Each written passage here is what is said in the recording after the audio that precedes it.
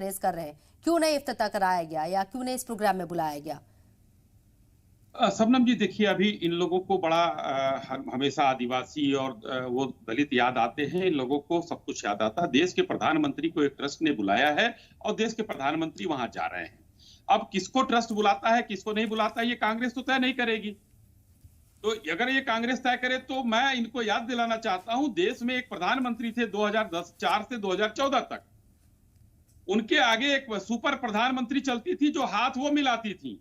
इतना अमीर देश था कि एक प्रधानमंत्री ने, हिंदुस्तान के मनमोहन जी ने, एक अपनी जो है अध्यक्ष सुपर प्रधानमंत्री रखा था हाथ मिलाने के लिए। चाहे वो ओलंपिक गेम हो या चाहे वो जापान का प्रधानमंत्री आ रहा हो, चीन का राष्ट्रपति आ रहा हो, कोई भी आ रहा हो, हाथ वो मिलाती थी। प्रधानमंत्री जी पीछे खड़े रहते थे।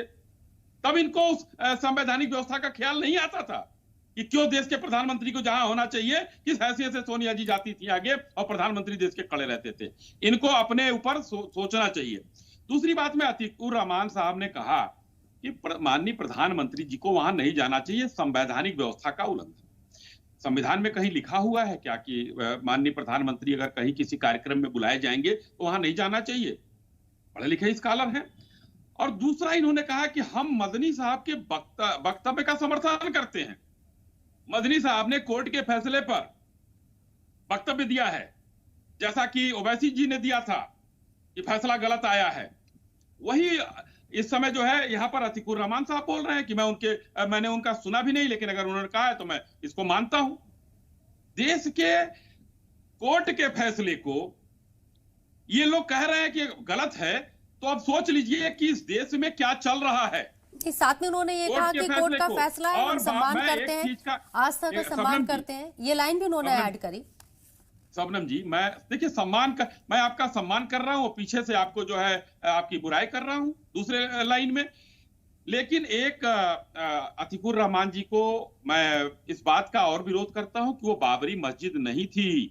माननीय कोर्ट ने उसको विवादित ढांचा बोला था और कोई बाबरी मस्जिद शहीद नहीं हुई थी।